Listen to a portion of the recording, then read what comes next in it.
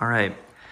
1986 Porsche 944 Turbo in Guards Red. This is original single stage paint on this car. I've owned this vehicle for a little over a decade, and we've done quite a bit to it since I've owned it. I would say it's a solid driver's quality car. It's definitely not a show car. It definitely has its dings and dents and rock chips and things like that, but it's definitely a solid, respectable driver. Some things to note, so we'll go over paint first, is going to be there's rock chips in the front. There are some dings you can see here. There's a ding right there.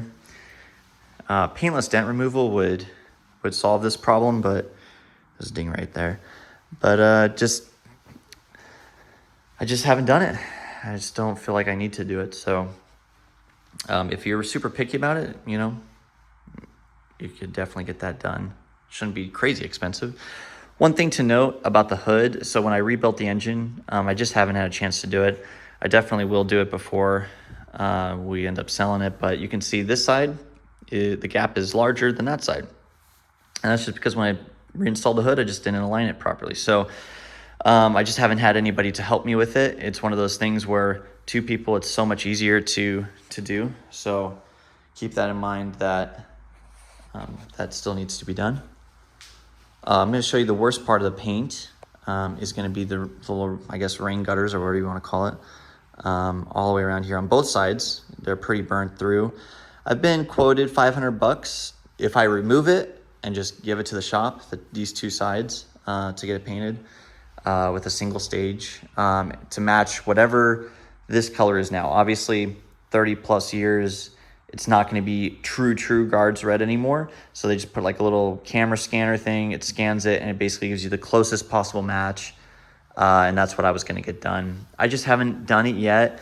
It's, spring, so I want to enjoy and drive the car.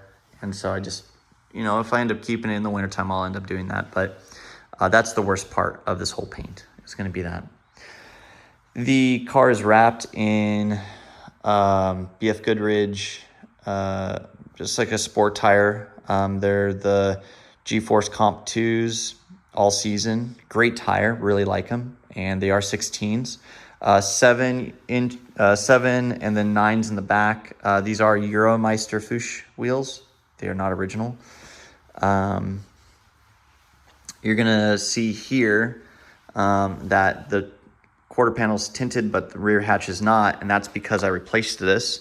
I had the notorious chirping sound coming up here, so I found a hatch that doesn't do that, and I put some really soft struts on it, so that way it doesn't break on me again. So this one doesn't do the chirping sound, but it's not tinted, and I can't find a guy that can tint the window properly.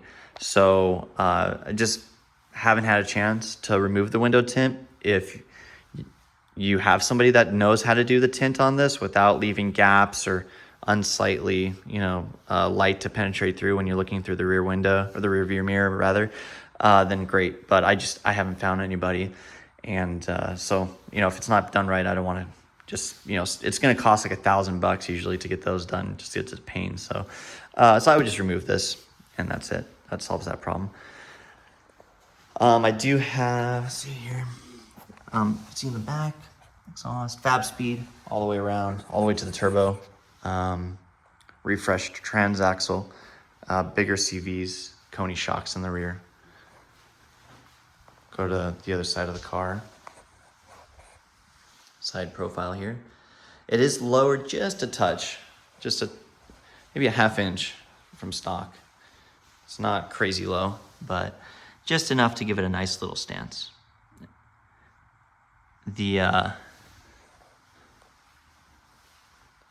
front is just barely, I took it to a shop in Stockton. I think it's 209 Motorsports. That guy's awesome. He barely just rolled these, just massaged them, just because there was a tiny bit of rubbing when you go over like a bump and you're fully locked. So we got that problem fixed. That was years and years ago when that was done, but he did a really great job. Now we're gonna show you the interior. Oh, and by the way, so all the glass except for the front windshield is OEM. You know, rock chips and stuff. I mean, very rare to see one not, been replaced, but just to keep that in mind if you're looking at glass, wanting to all be the matching glass. Now, this one does not, just the front windshield, but the rest is. 968 door cards. Sports seats in this one. Did not originally come with sports seats, but I did buy these and put them in. I do condition them and clean them every couple months, so they are in pretty good shape. I've got a Momo slash Porsche steering wheel, leather wrapped, really nice. It's the kind of deep dish wheel. It's very clean. It's got a boost gauge, air to fuel ratio gauge, and the manual boost controller. Has a function first or function 9, I forget the brand, but it's a shift knob billet. Obviously everything is new, the boot, the inner boot, and the torque tube insulation boot that wraps around the torque tube is also new. AC works great. I don't know if you can see it from here, but there's one dash crack on the vent. We did do the little circling trick, and so it hasn't cracked since, but there is one little dash crack on there. One thing to note on the interior is the headliner right there is sagging. I've been quoted $350 to replace that. It's a small little piece, but just to note that is there. It needs to be addressed. It does have the Renline 4-piece pedal set. It's kind of hard to see because we're in my garage and it's dark, but it's there. A lot of 911 guys like those. Oh gosh, I gotta show you guys the engine bay. That's the most important part. Okay, so starting from the front, or from the back of the car to the front, again, the transaxle rather, has been serviced, gone through, new CVs, they're the bigger ones. Shifts great. Torque tube is by Hoffman's Torque Tube, and he put the bigger, nicer bearings in it. Great guy to deal with. Highly recommend getting a torque tube from him if you're needing of one. Mine had the chirping sound, the squeaky sound, so I got it rebuilt. So motor, fully rebuilt with all the goodies that you would want in a daily driver. I guess I could start with the block. So the block and the head were decked to be perfectly flat. It's got a .061 5-layer Cometic gasket. Every nut and bolt that you can replace or needed to replace was. It's got a crank scraper on the bottom end. The block itself has been sleeved. It's a ductile iron sleeve. It's 20 over, and I have Wasner pistons forged, stock compression. The rotating assembly was balanced, and yeah, I mean, I painted the block with a high temp black enamel, and then the rest of it's all powder coat. So everything you see is powder coat. This has some kind of special, this was before I owned the car.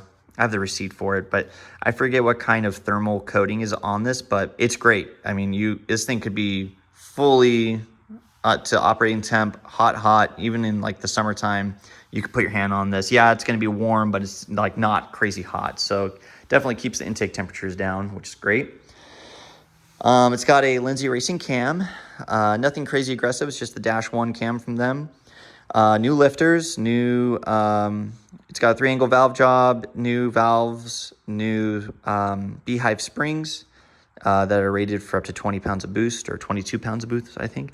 It's got chromoly retainers and new keepers as well, new valve keepers.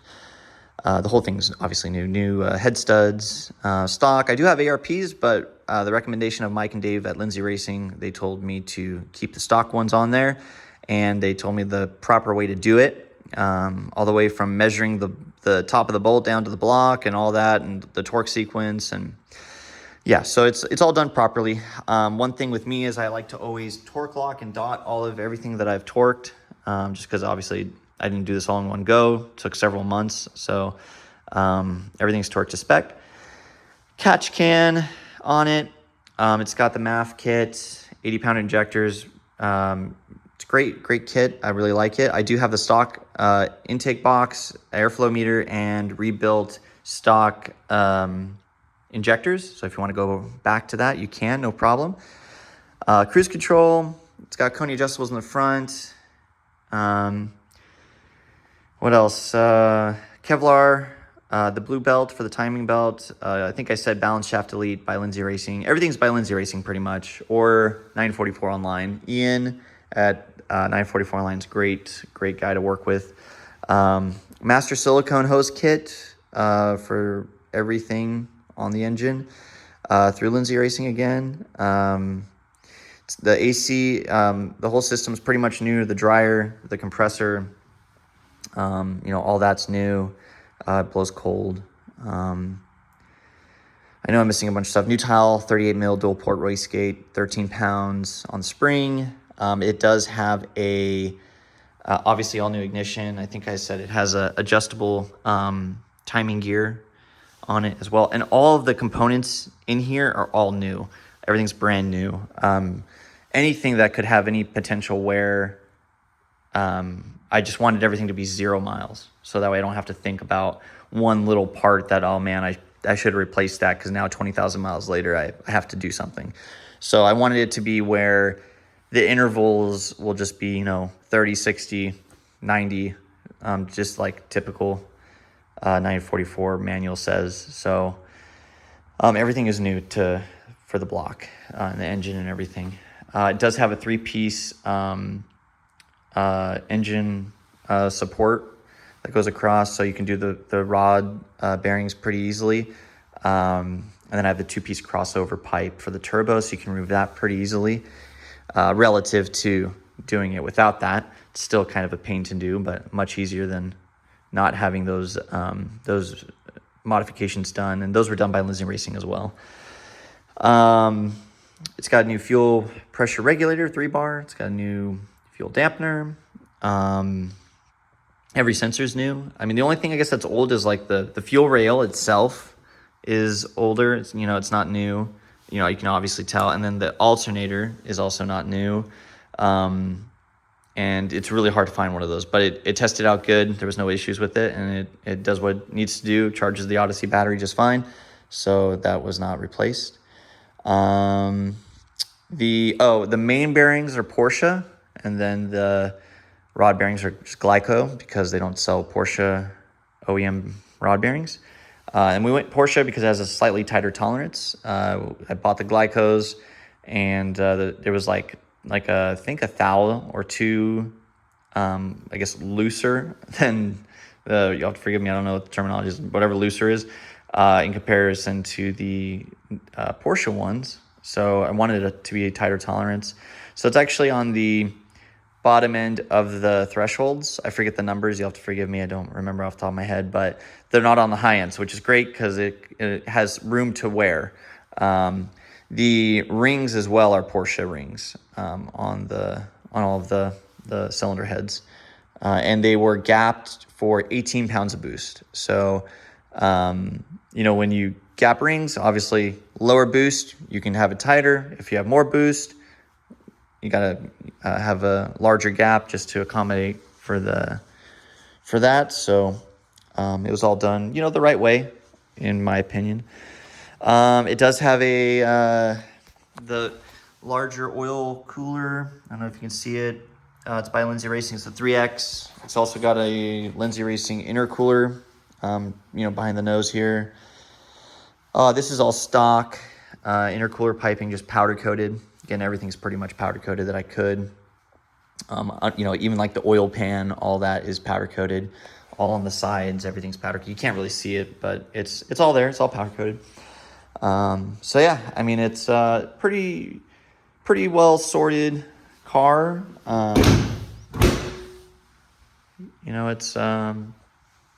It's just solid driver's quality car.